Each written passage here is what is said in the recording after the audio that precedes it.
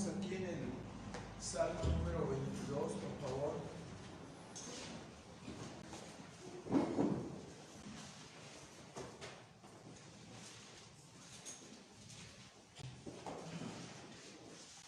Vamos a hacer una oración.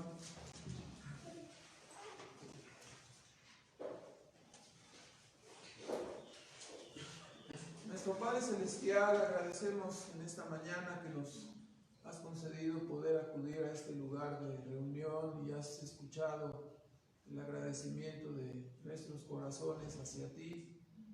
Y queremos suplicarte ahora, Padre, que hables a través de tu palabra en nuestras mentes y corazones y que seamos ayudados por tu Espíritu Santo para que esta palabra afecte y transforme nuestras vidas de tal manera que vivamos con alegría y con gozo hasta el tiempo de ser llevados para siempre junto a ti, Señor. Pedimos la influencia, la ayuda de tu Espíritu Santo y rogamos, Padre, que el nombre de tu Hijo Cristo Jesús sea exaltado y glorificado, Señor. Te lo pedimos y te damos las gracias en él. Amén. Bueno, estamos en este Salmo 22, como ya se podrán haber percatado, no estamos siguiendo un orden de todos los salmos, estamos viendo los salmos más sobresalientes, vamos a decir. En muchos casos se repite más o menos el esquema en los salmos. Así que vamos a fijarnos en este Salmo 22. Es un salmo que fue escrito por el rey David cuando él se vio fuertemente rebasado, ¿no?, por las circunstancias, se sintió fuertemente presionado, quizás acosado por sus enemigos. La casa de Saúl eran sus enemigos, que pensaban que el reino les correspondía a ellos y no a David. Traicionado por los de su casa, ¿no? Yo supongo que Absalón no estaba solo, no había más personas que le acompañaban en el mismo sentir. Agobiado por la carga del reino, convicto de su propia pecaminosidad y seguramente con una cantidad no poca pesando sobre su mente y sobre su corazón de lo que ahora conocemos como angustia o estrés, ¿verdad? Entonces, estas eran las circunstancias en las cuales Dios le condujo, ¿no? Siempre el gobierno providencial de Dios. Así llegó a estar David en la condición idónea para ser usado como instrumento de la revelación. Es decir, fue llevado a esa circunstancia, a sentirse de esa manera, a tal grado, ¿no?, que con 1000 años de anticipación hizo en este salmo una asombrosa descripción de los sufrimientos, la muerte y la resurrección de nuestro Señor, de nuestro Salvador, Cristo Jesús. Como dice en 2 de Samuel 23, en el versículo 2, el Espíritu de Jehová, dijo David, el Espíritu de Jehová ha hablado por mí y sus palabras, dice, han sido en mi lengua. Ni duda cabe, ¿verdad?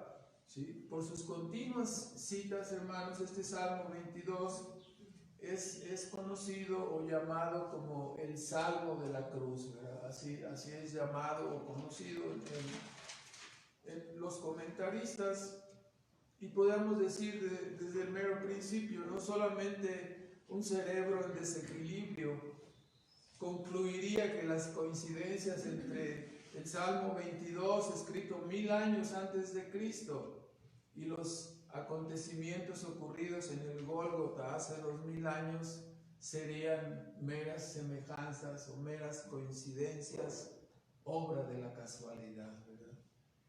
Nadie pudiera llegar a concluir estas cosas, o nadie debería llegar a concluir que esto es algo solamente que se encontró, ¿no? O sea, la aguja en el pajar. Eso no es así, por supuesto, ¿no? Más bien, todas estas cosas que son reveladas aquí, o sea, que un hombre escriba 1000 años antes de Cristo y después de esos 1000 años otra persona, ¿no? Cumpla exactamente todas las cosas que fueron allí señaladas. Más bien, estas coincidencias, estas semejanzas constituyen una prueba irrefutable de la veracidad de la profecía bíblica, ¿verdad? Una prueba irrefutable también de que las Escrituras fueron inspiradas por el Divino Espíritu Santo de Dios. Una prueba irrefutable de que hay alguien que está sentado en el trono, dirigiendo y gobernando cada circunstancia de este mundo, ¿no? Cuando uno se fija, echaron suerte sobre mis ropas, ¿no? Cuando uno dice, mirarán al que traspasaron, horadaron mis manos y mis pies, hermanos, esto no puede ser una coincidencia, ¿no? Esto es algo gobernado y dirigido. Vienen a nuestra mente las palabras dichas registradas, ¿no? por Lucas en el libro de los Hechos, en el capítulo 4 y en el versículo 23, si mal no recuerdo, ¿no? Se unieron contra tu santo Hijo Jesús, Herodes y Poncio Pilato, y tu pueblo Israel y los gentiles, para hacer cuanto tu mano antes había determinado que sucediese. Sin lugar a dudas está en el trono, ¿no? Entonces este es el Salmo de la Cruz. Ahora, notemos también en esta introducción las palabras que están en la versión 60, Ajelet Sahar, están al inicio del Salmo. En la versión antigua no aparecen, solamente están registradas aquí en la versión 60. Estas palabras significan el siervo de la mañana. Aunque hay muchas, sobre todo los puntos, hay controversias en los significados, en las traducciones, pero la mayoría de los especialistas están de acuerdo, ¿no? Que estas palabras significan el siervo de la mañana. Y este salmo no solo es conocido como el Salmo de la Cruz, sino que es conocido también como el Salmo del siervo de la mañana. Los siervos acostumbran a ir por las mañanas a beber el agua, ¿no? Cuando están todo en calma, todo en paz. Sin embargo, nos damos cuenta de cuál es este siervo. Este siervo, según Cantares, en el libro de Cantares, este libro tan pocas veces usado, ¿no? Pero sí entendido en parte, 8:14. ¿Quién es ese siervo? Dice, huye, amado mío, y sé semejante al gamo o al cervatillo, dice, sobre las montañas de los aromas, sobre las montañas de Betel, dice en la versión 60, creo. Y nos dice también en Cantares 2, este libro fue escrito, ¿no? Hablando de los amoríos entre Salomón y la Sunamita, ¿verdad? ¿Recuerdan ustedes? Y figurativamente nos hablan del amor entre Cristo y su iglesia. También nos dice ahí en Cantares 2:8, dice, la voz de mi amado, he aquí él viene, saltando sobre los montes, brincando sobre los collados. Mi amado, dice la Sunamita, es semejante al gamo o al cabrito de los siervos.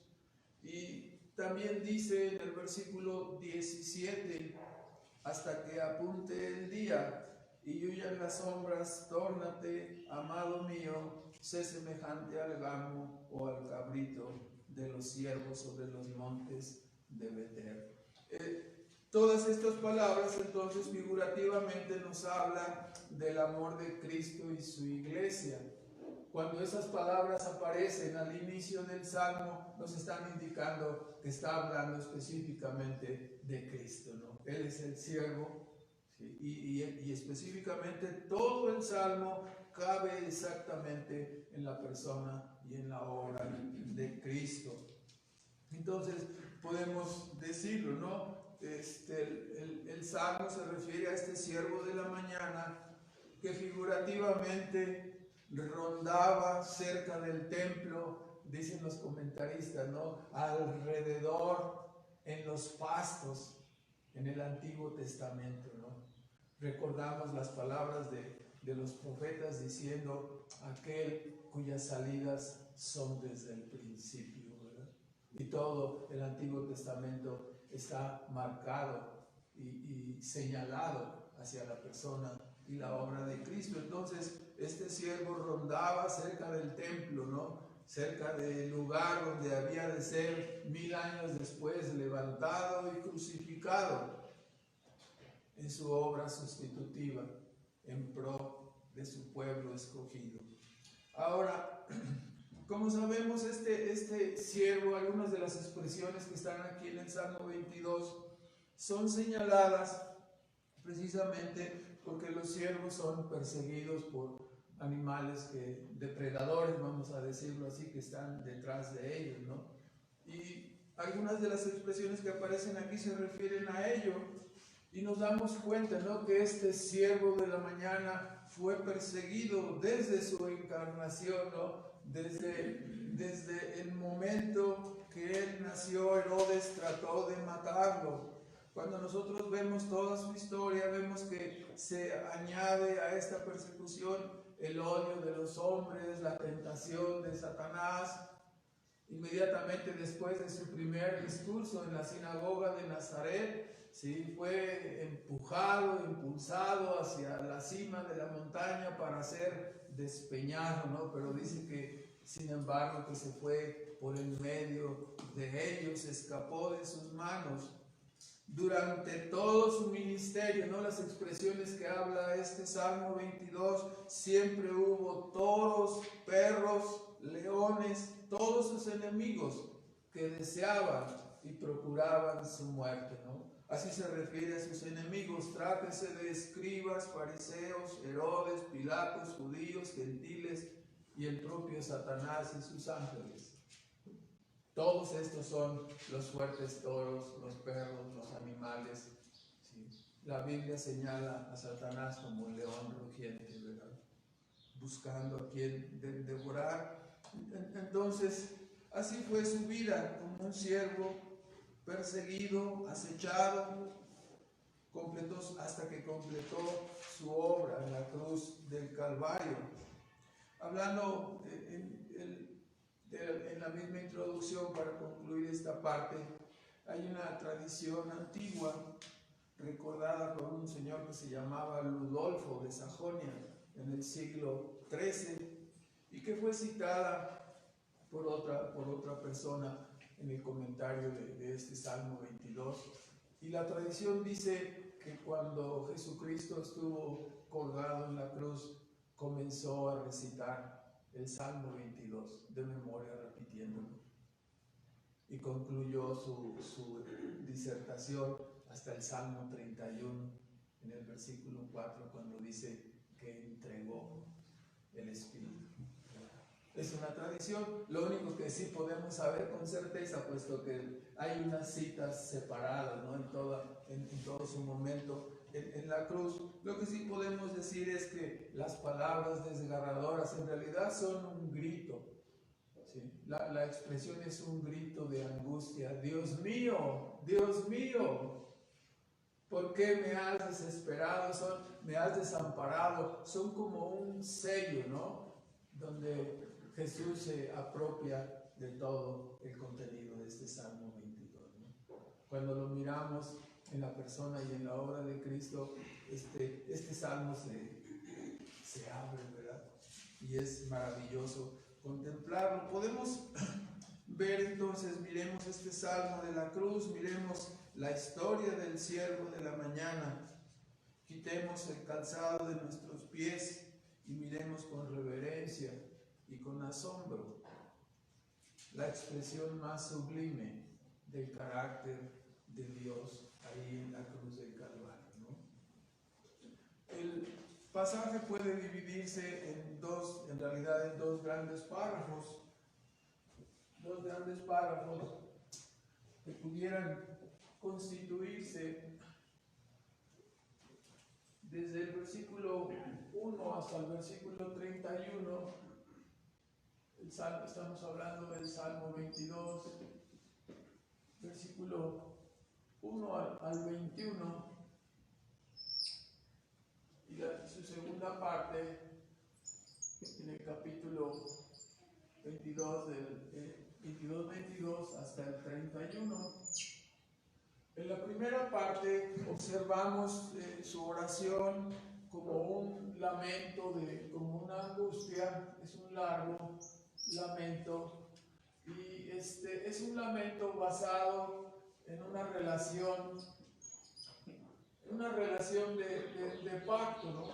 Aplicado a David, nosotros podemos escuchar las expresiones en el Salmo 22, cuando dice Dios mío, ¿no? O sea, hablando en la persona solamente de David, miramos, ¿no?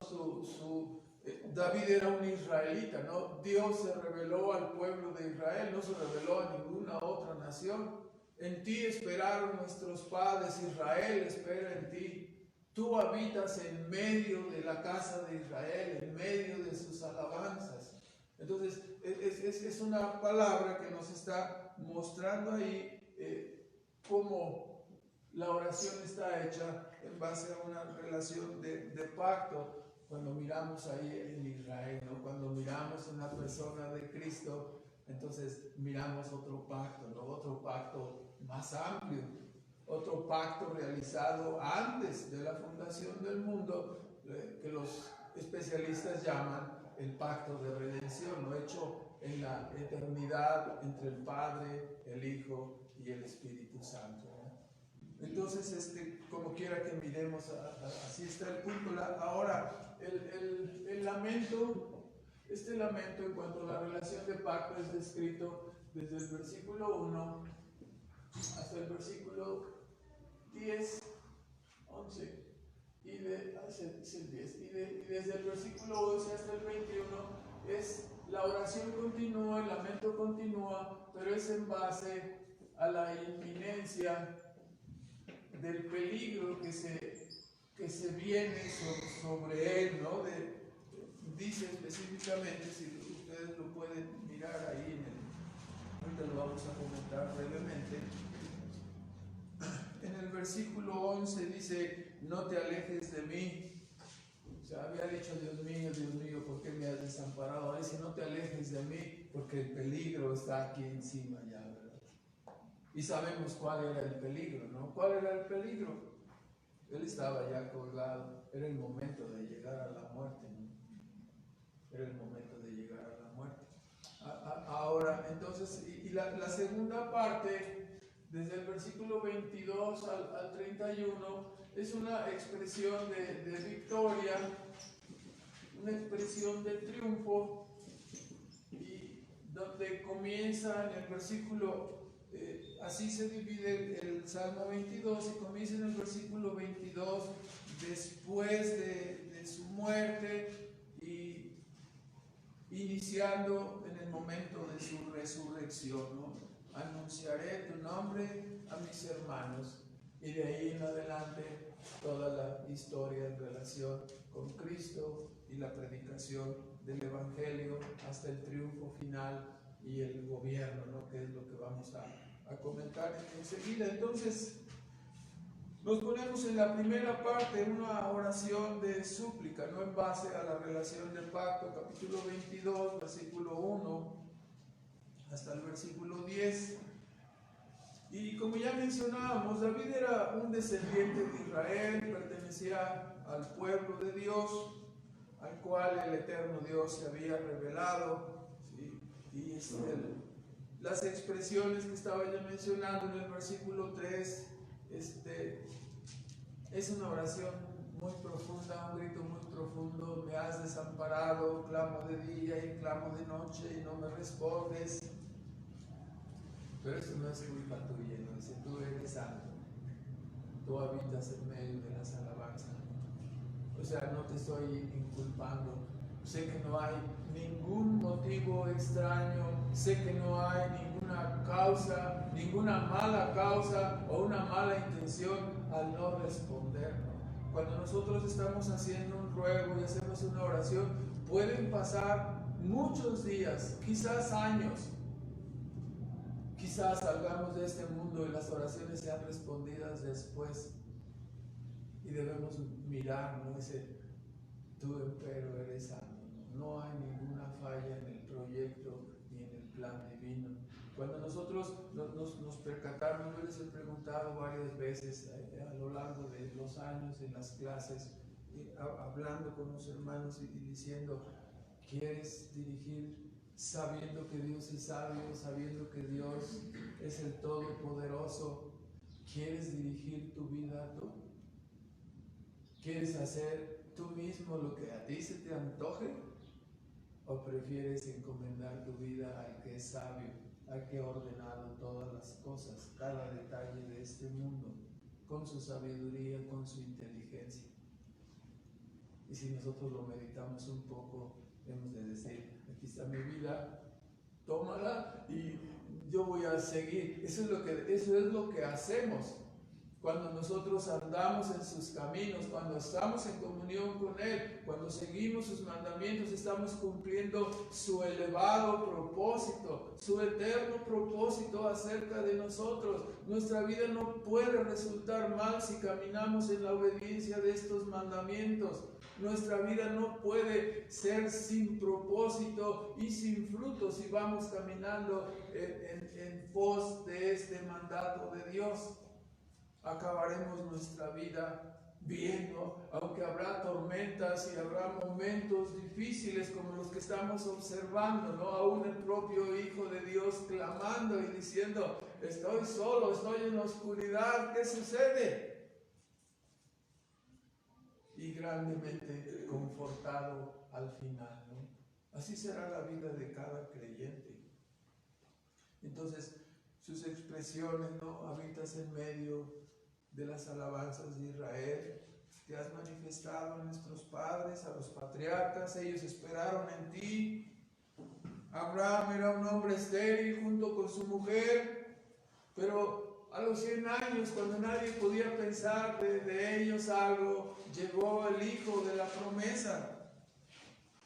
Tú mismo libraste a tu pueblo de la esclavitud en Egipto. Nadie más, tu brazo fuerte levantado con plagas, sacaste a tu pueblo, no lo sostuviste en medio del desierto.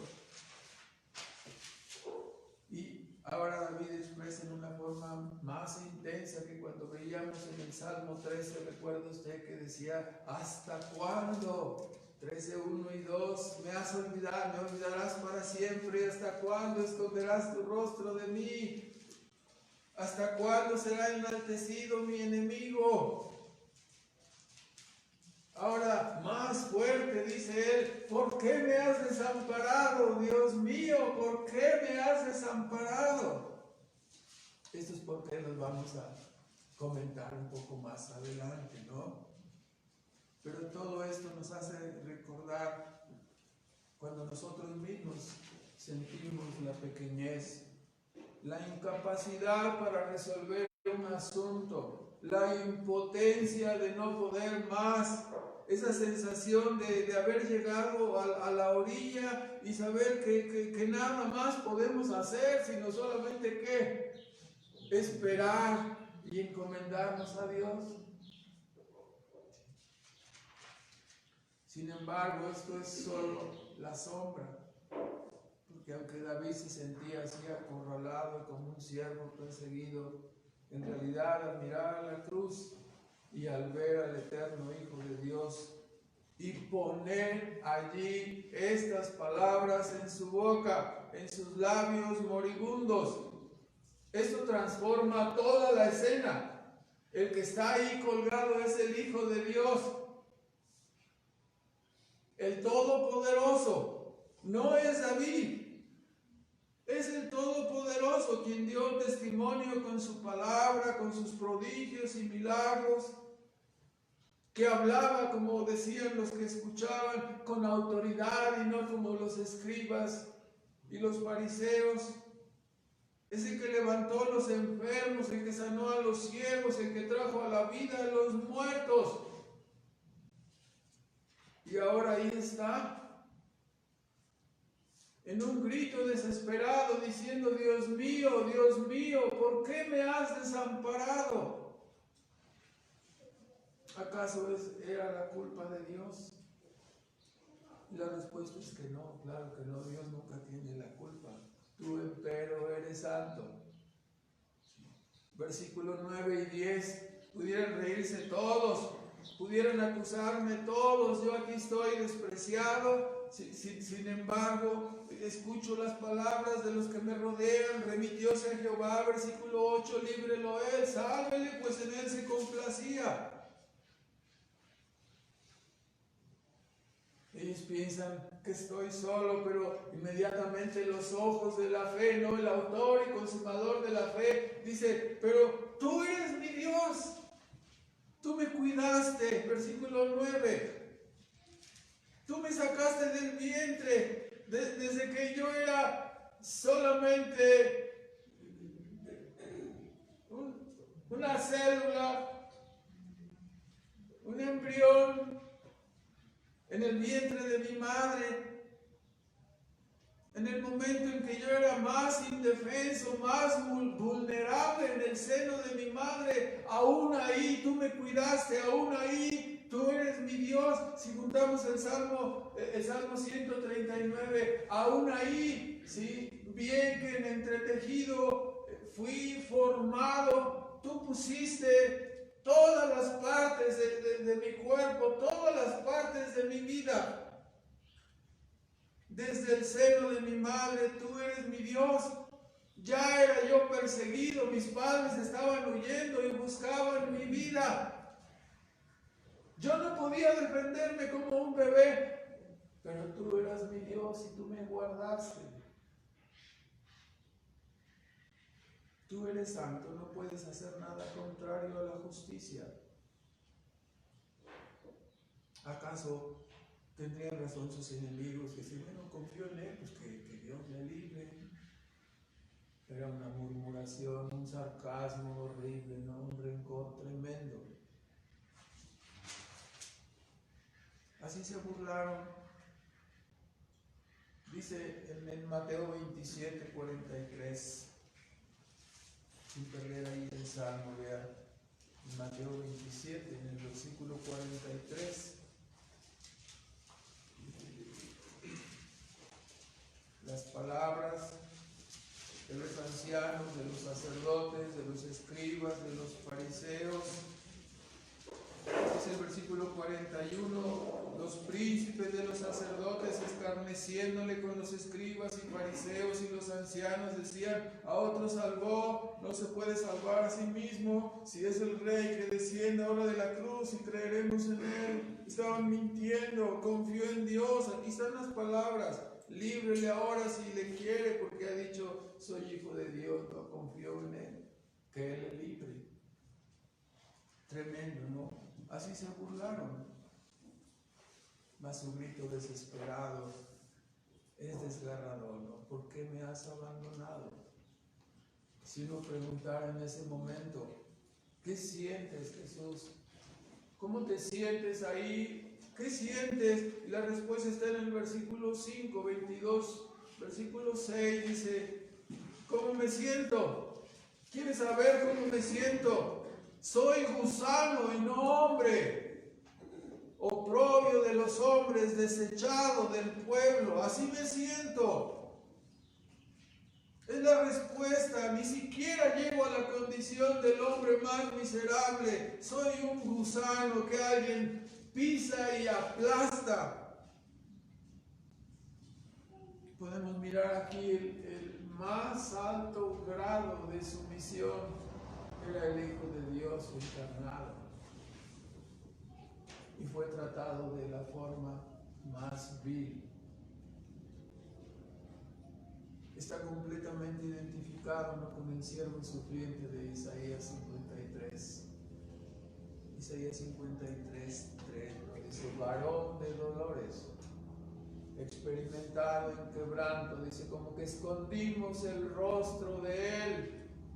Le vimos, fue menospreciado, no le estimamos. Dios apartó su rostro de él y su pueblo no le reconoció. ¿Cómo me siento?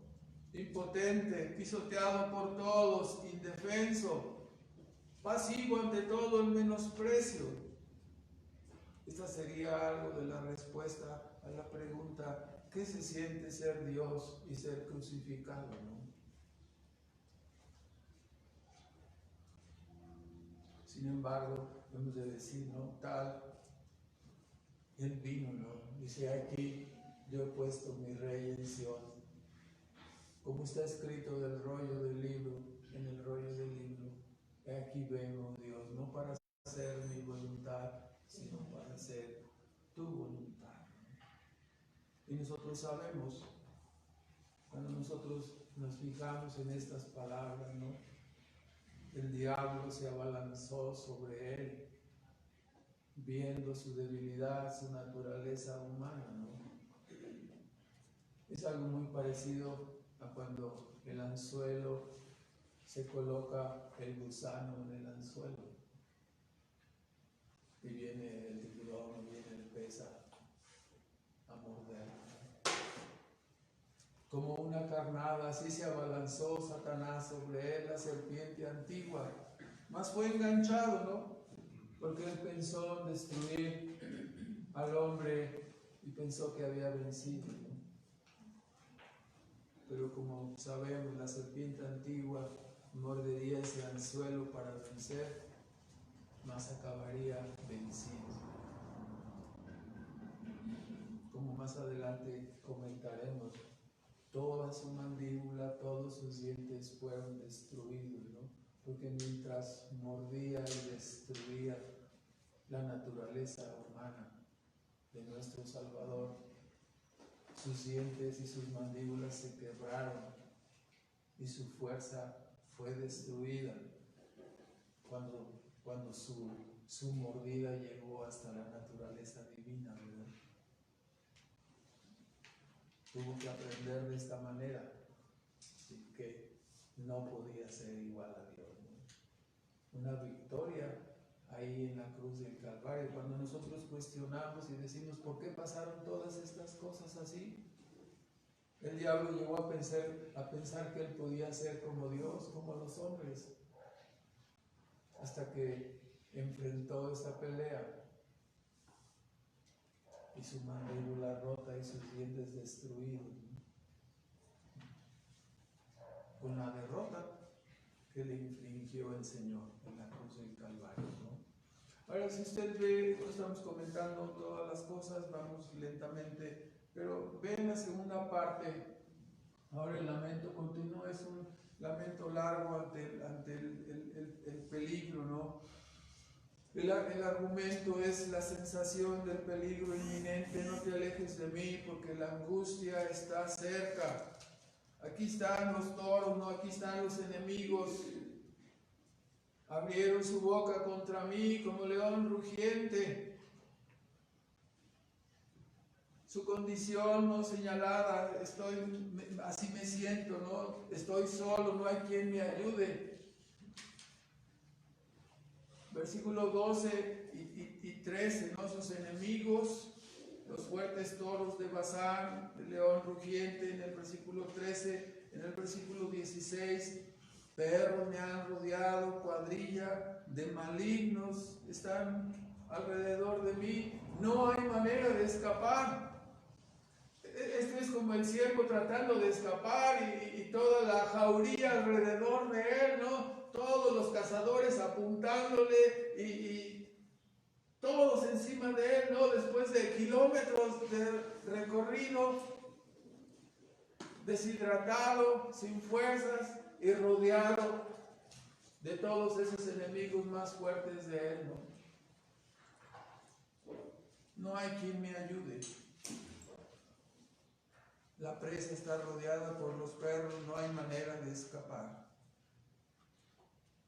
La visión que da Jesús de sí mismo en el versículo 4, estaba mirando alrededor a sus enemigos, fuertes toros de Basán, el león rugiente, me miran, menean la cabeza, ahora voltea hacia sí mismo y se mira a él, se mira su propia condición. Imagínense ahí, ¿no? Crucificado,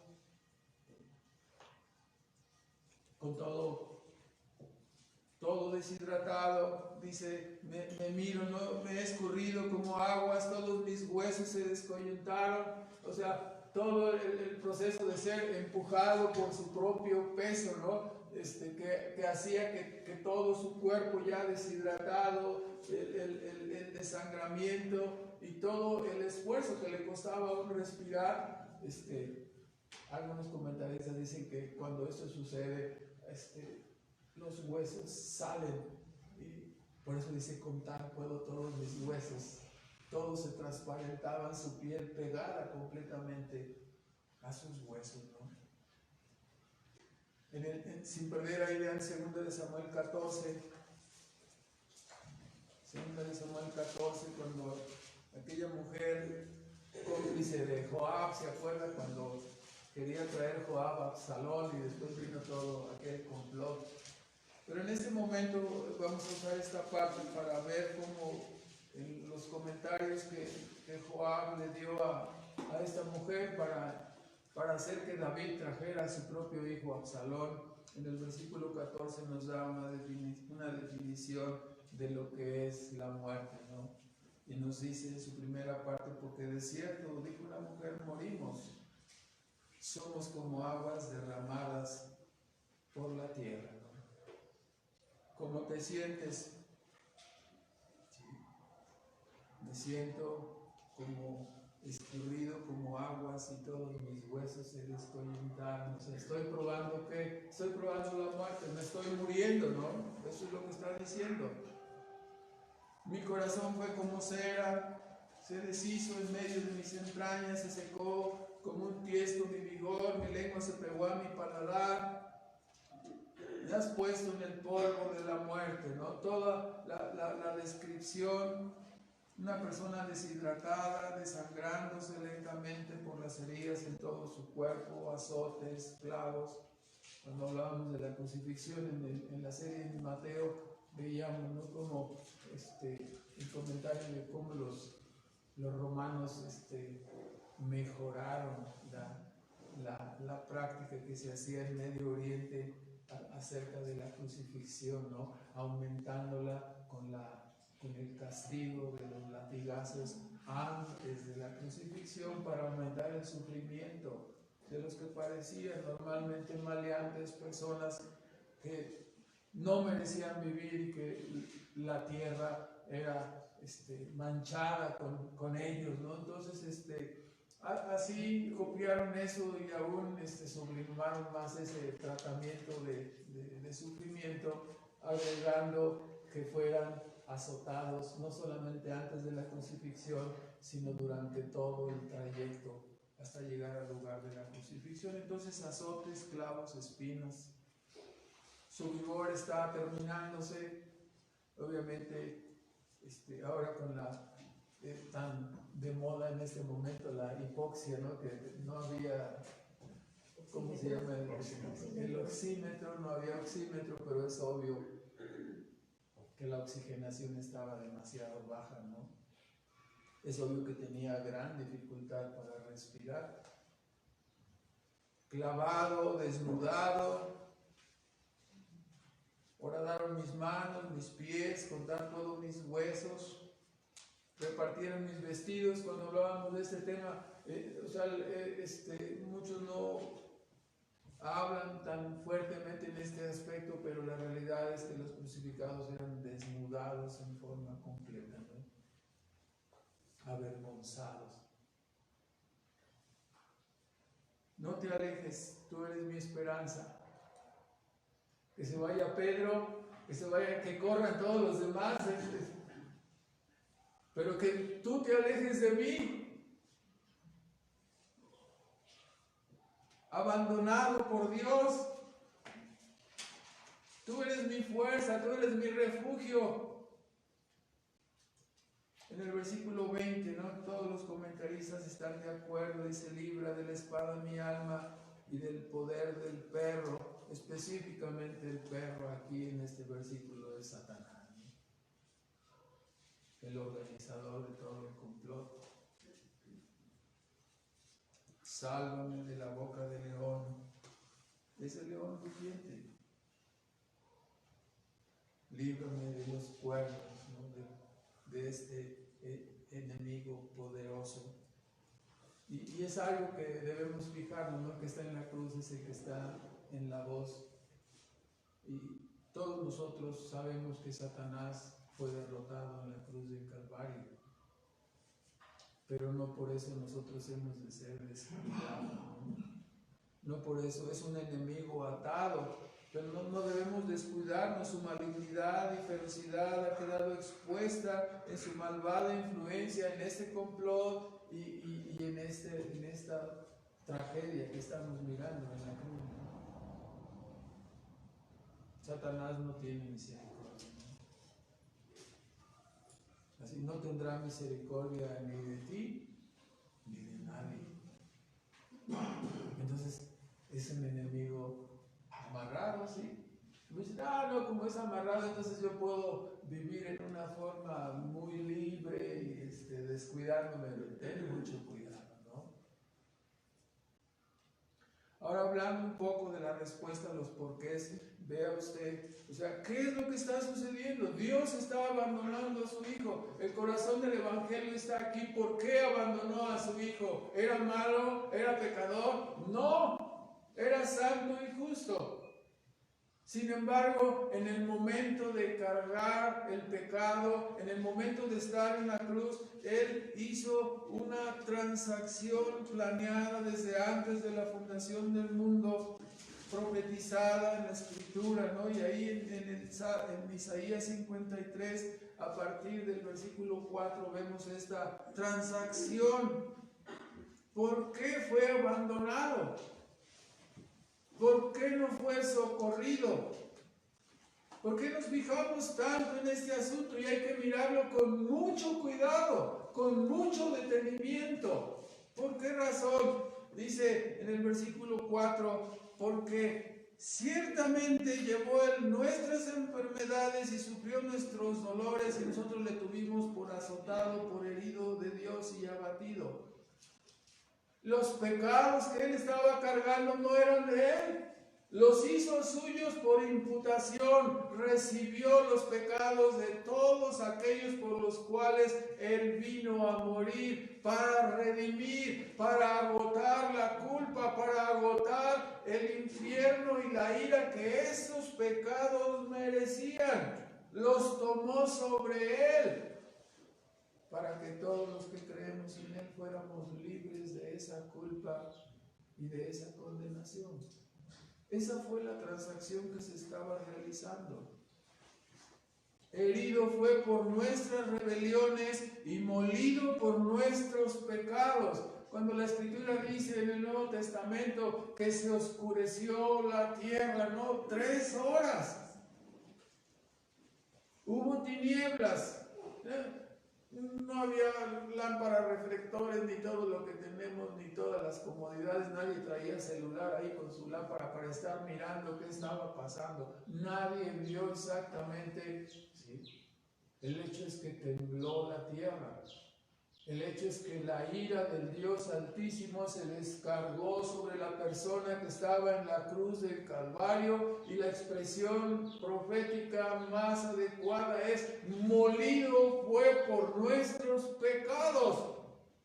Molido.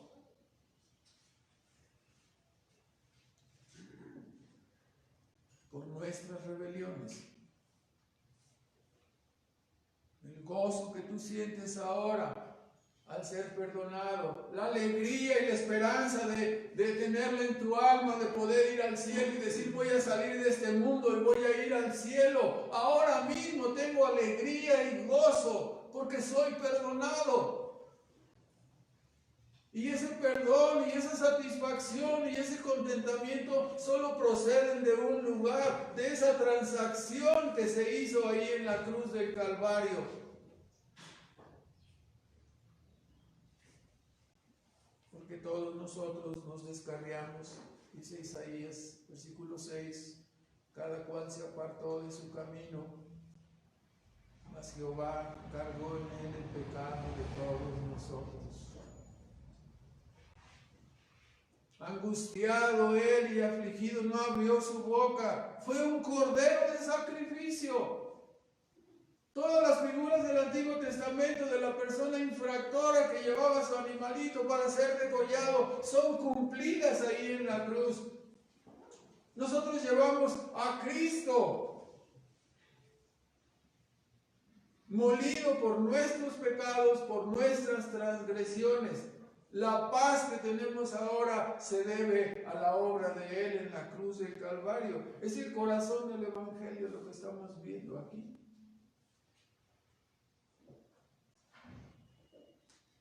De la cárcel y del juicio fue quitado, su generación, ¿quién la contará? Cortado fue de la tierra de los vivientes y lo vuelve a repetir, por la rebelión de mi pueblo fue herido. Por su pueblo, por sus hijos. Hay personas que creen que Cristo murió por todo el mundo, ¿no? Es por su pueblo, por sus hijos, por todos los que creemos en Él. Ni uno más está incluido. Los que Dios escogió desde antes de la fundación del mundo. Aunque nunca hizo maldad, versículo 9, ni hubo engaño en su boca, con todo. ¿Quién es el autor de esto? Dice, Jehová quiso quebrantarlo, sujetándole a padecimiento. Cuando nosotros decimos, ¿por qué sucedieron estas cosas? Después de esta obra, dice, vivirá por largos días y la voluntad de Jehová será en su mano prosperada.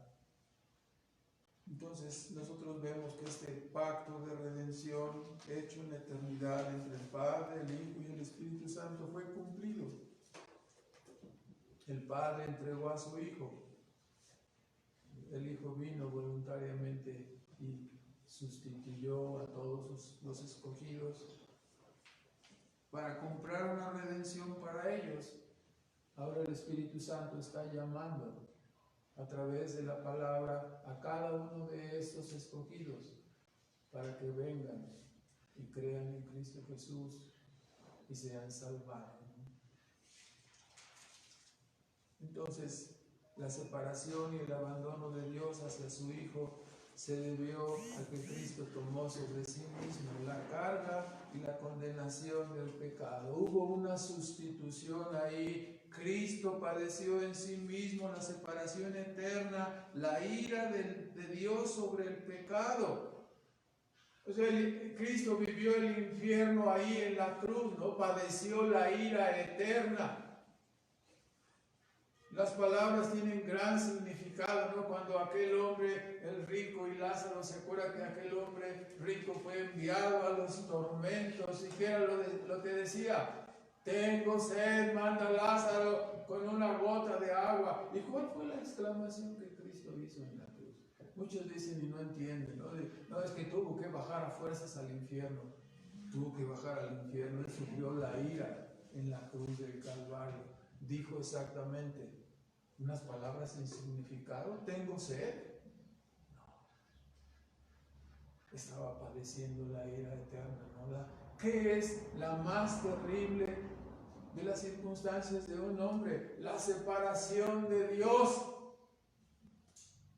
Ahí está la ira, ahí está el rechazo, el aborrecimiento. Estaba probando la ira completa y estaba tragando toda la ira que nuestros pecados merecían.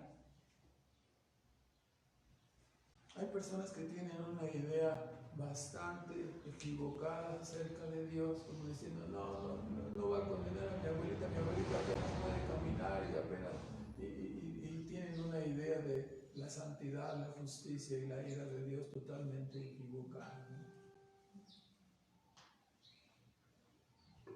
Aquí está Dios descargando toda su ira. ¿Sobre quién? ¿Quién era la persona que estaba en la cruz? Su propio Hijo. A través de la obra de Cristo, Él tenía el propósito, ¿no?, de salvar y redimir. Y así, de esta manera, lo que estaba manifestándose en la cruz, muchas cosas, ¿no? Pero si lo podemos centrar en dos cosas específicas. A través de la obra de Cristo, su muerte y su resurrección, allí se manifiesta el amor infinito de Dios en la redención de los pecadores. Más de la misma manera, los terrores del infierno son anunciados y manifestados en esa misma cruz. La justicia, la santidad y la ira eterna de Dios son manifestados allí mismo. Ponen al descubierto lo que padecerán todos aquellos que continúan su vida de rebeldía, su vida de desobediencia a la santa ley de Dios. Ese será su fin, ese será su castigo eterno, para siempre. Gritarán eternamente: ¿dónde está Dios? ¿Por qué me has desamparado? Padecerán y dirán: ¿por qué no hice caso? ¿Por qué no escuché el llamado del Evangelio? No le adoraron, no le reconocieron y prefirieron rendirse a la idolatría de sí mismos, a la idolatría, peor aún, ¿no?, de animales, de cuadrúpedos, de imágenes sordas y mudas que nada pueden hacer por ellos. Y menospreciaron al que sustenta su alma. Será terrible. Muchas personas: no, Dios no va a ser capaz Dios es muy bueno. Ya está mirando, no está mirando correctamente la cruz. La cruz irradia amor, bondad, gracia infinitas. Pero también irradia ¿qué? Santidad, justicia e ira infinitas. Hay que mirarla completa, no hay que mirar todo el resplandor, no solamente una parte.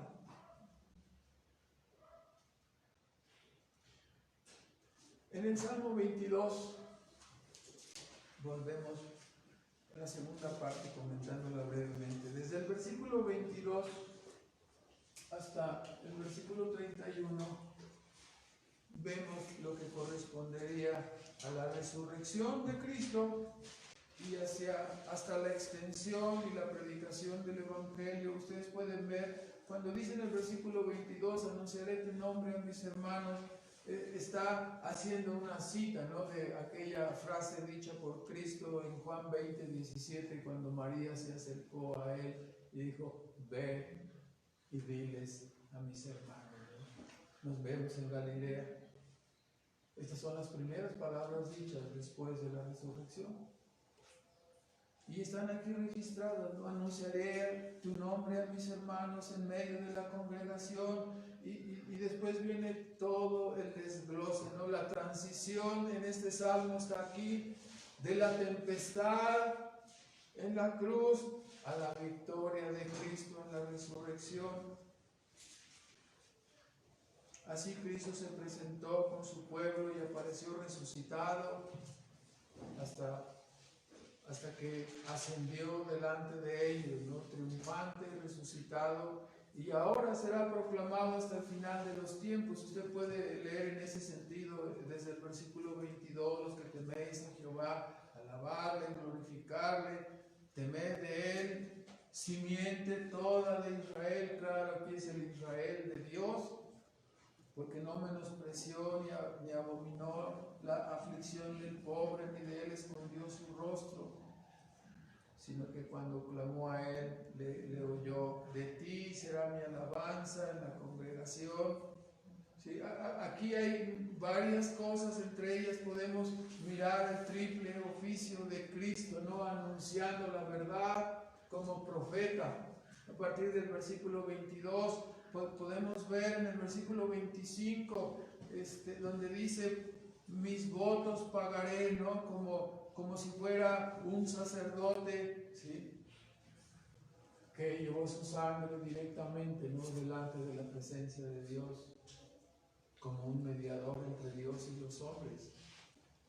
Y después nos habla, ¿no?, dice a partir de en adelante en el versículo 28, dice: porque de Jehová es el reino y él se enseñoreará de las gentes, adorarán todos los poderosos, le adorarán los poderosos de la tierra, se postrarán delante de él todos, sin excepción alguna, los más poderosos y los menos poderosos. ¿Sí? La traducción está un poco difícil ahí en la segunda parte del versículo 29, pero se refiere, porque nadie puede conservar la vida de su propia alma, nadie. Entonces la traducción es, los más poderosos se doblarán ante él y los menos poderosos se doblarán delante de él también.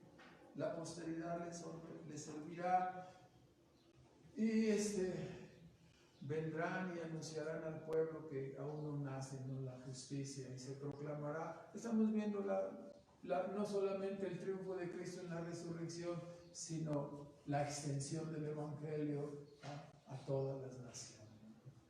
Esto es lo que tiene el Salmo 22, ¿no? Muchos detalles. En el versículo 26 dice: alabarán a Jehová los que le buscan. Y note esa frase, ¿no? Vivirá vuestro corazón. ¿Cuánto tiempo? Para siempre. La redención eterna es la que Dios ha comprado para sus hijos. Para siempre. Una felicidad eterna. Somos triunfadores en Él, estamos unidos con Él en su muerte y en su resurrección. La victoria de Cristo aquí en la cruz del Calvario es nuestra victoria. Y su victoria significa el triunfo de su evangelio, su exaltación como Rey, ¿sí?, eternamente y para siempre, ¿no? El establecimiento y la extensión de su reino están asegurados. Entonces, cuando escuchamos estas cosas debemos entenderlo, ¿no? ¿Qué le corresponde a su iglesia? Ir y predicar el evangelio. Vayamos entonces y prediquemos el evangelio, ¿no? A nuestras amistades, a nuestros amigos, a nuestros parientes. Todos los escogidos vendrán. Vamos a terminar con algunos comentarios. En primer lugar, hermanos, el camino ha sido trazado por nuestro Señor. O sea, toda esa idea del evangelio del progreso y del evangelio de puras bendiciones es solo chatarra, ¿verdad? Vamos a seguir en pos de Él, en la humillación y en el camino sinuoso, más debemos entenderlo. Nos está reservada una exaltación. ¿Para cuándo? ¿Para este mundo? Hay muchos que la quieren aquí, ¿no? Hay que esperar la exaltación, es para más adelante. Aquí estamos identificados con Cristo en sus sufrimientos, en sus padecimientos. Entonces, no nos sorprenda, ¿no? A veces las palabras dicen: no, ese hermano, ¿de dónde está sacando los versículos el hermano? Si yo había entendido que puro gozo y triunfos. No, es necesario que tengáis aflicción. Y la Escritura nos dice: no os sorprendáis cuando el fuego de la prueba llega sobre vosotros. ¿Por qué te sorprendes?, dice Santiago. ¿Por qué te sorprendes?, dice el apóstol Pedro. No te sorprendas. Esa es la realidad. Vivimos en un mundo caído. Aquí no es el cielo. Este es un mundo caído. Este mundo va a ser destruido. Nuestra esperanza está en la vida venidera. Andamos por fe, no por vista. La exaltación está para más adelante, hermano. Así que si tenemos una pesada carga de aflicción, de sufrimiento, de prueba, mire a la cruz del Calvario y mire el ejemplo de Cristo y siga adelante.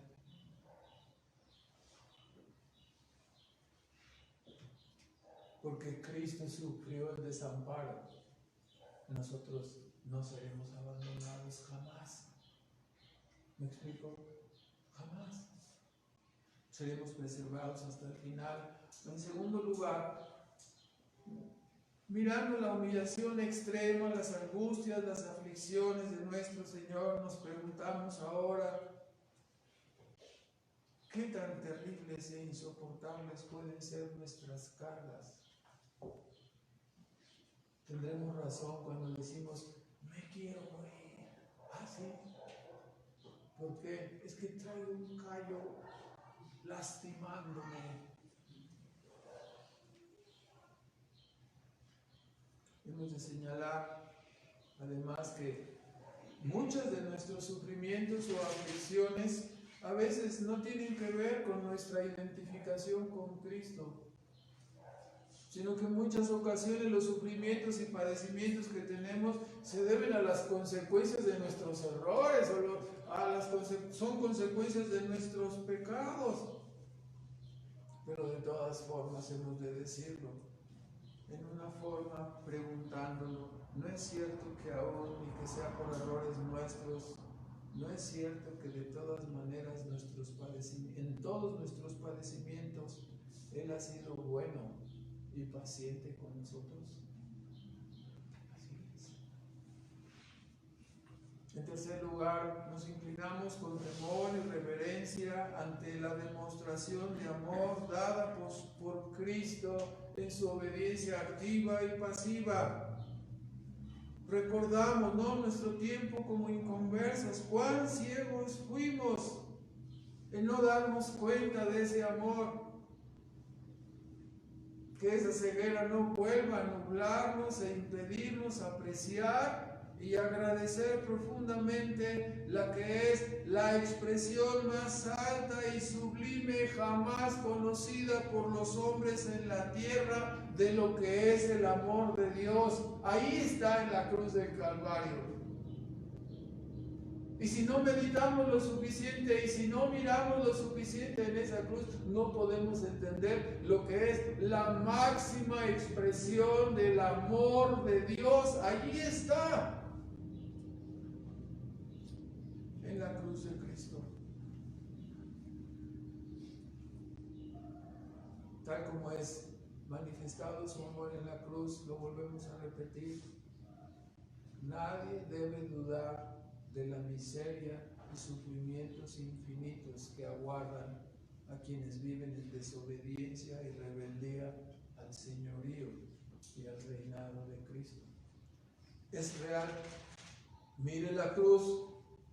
No importa su edad, joven, adulto, no importa tu edad, si sales de este mundo como no arrepentido, la desgracia eterna será tu destino. Tú serás el que estará gritando, tú serás el que estará padeciendo, tú eres el que sentirás eternamente la separación de aquel que te da la vida y que desde siempre te ha sostenido. Hermanos, el apóstol Pablo dijo: nos gloriamos en la cruz de Cristo. Allí contemplamos hermosura en visión, sabiduría de lo alto en la cruz del Calvario.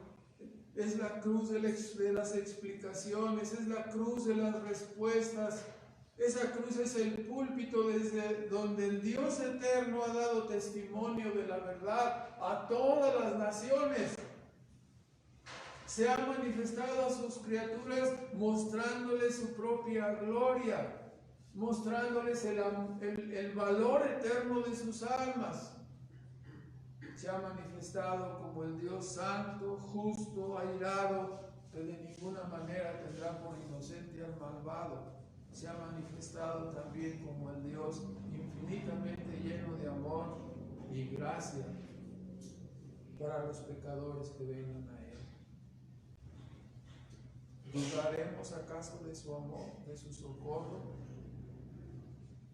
¿Pensaremos acaso que somos incomprendidos? ¿O que el Señor no conoce nuestros dolores? Nos gloriamos en la cruz de Cristo. Allí se realizó una transacción inverosímil, ¿verdad? El justo por los injustos. Allí Dios compró nuestra redención, allí Dios se humilló, allí, como decía hace un rato, el diablo fue derrotado, el león rugiente masacró al segundo Adán, mas todos sus dientes y mandíbulas fueron quebrados al chocar contra la invencible divinidad del crucificado. Quiso ser como Dios, y acabó derrotado, avergonzado y condenado. Así terminarán todos los que quieren ser como Dios. Pablo dijo en 1 Corintios 1:30 y 31, hablando del significado de la cruz de Cristo, dijo: Dios en Cristo nos ha dado santificación, redención. Cristo es la sabiduría de Dios. Entonces, hermanos, la expresión profética del Salmo 22 deja expuesta la terrible maldad, rebeldía y condenación que hay en el pecado. ¿En el pecado de quién? En el pecado personal. Al mismo tiempo expone el infinito amor de Dios, llamando irresistiblemente a los pecadores a encontrar el perdón y la reconciliación. Y terminamos diciendo que las así llamadas coincidencias del Salmo 22, escrito por David 1000 años antes de Cristo, más bien muestran el control soberano de Dios sobre su creación y sobre lo que llamamos nuestra historia. Toda ella tiene dirección y propósito, y esa dirección y propósito son cristocéntricos. Este mundo ha sido creado, los seres humanos, todo ha sido hecho y creado para el honor y para la gloria de Dios. Si tú no puedes mirar esto, ¿no?, a través de lo que hemos hablado, ¿sí?, desde lo que Dios habla, desde la cruz del Calvario, entonces no has entendido el propósito de la vida. Estamos, por lo tanto, firmes en la roca, en las manos de este Dios todopoderoso. Podemos estar ciertos, ¿no? Su palabra es la verdad. Podemos estar arraigados y sobreedificados en esta gran verdad que Dios nos ha dado a través de su palabra. En esta gran doctrina que Dios nos enseña en la cruz de Cristo, ¿no? Toda su gracia, todo su amor y también toda su santidad, su justicia y su vida. Oremos, hermanos, por favor. Nuestro Padre Celestial, rogamos que tu palabra obre, que siga redarguyendo nuestras mentes y corazones, y que nos ayude a recargarnos plenamente y completamente en la persona y en la obra de tu Hijo. Señor, ahí descansa nuestro consuelo, nuestra salvación. No confiamos en nada de lo que hay en nuestras propias vidas, sino solamente en tu Hijo Jesucristo. Rogamos que tú conduzcas a los que están buscando esta salvación, les conduzcas a este lugar de refugio hermoso que tú nos has mostrado y a donde tú nos has resguardado, que es en la persona de tu Hijo Jesucristo. Te bendecimos por ello, Señor, y rogamos que tu Espíritu Santo siga obrando en nosotros para rendirnos en la obediencia y verdaderamente entregarnos en el servicio para la gloria de tu nombre, Señor. Es la única vida que tenemos y te pedimos que nos ayudes a mirarla y a usarla como es menester hacerlo para la gloria de tu nombre, Señor. Ayúdanos a ser buenos mayordomos tuyos, administradores de todo lo que tú has puesto en nuestras vidas, en nuestras capacidades. Y te pedimos que nos guíes hasta el final de nuestros caminos aquí, que preserves tu iglesia y que des honor y gloria, Padre, siempre al nombre glorioso de tu Hijo Jesucristo, nuestro Salvador. Te bendecimos y te damos las gracias, Señor.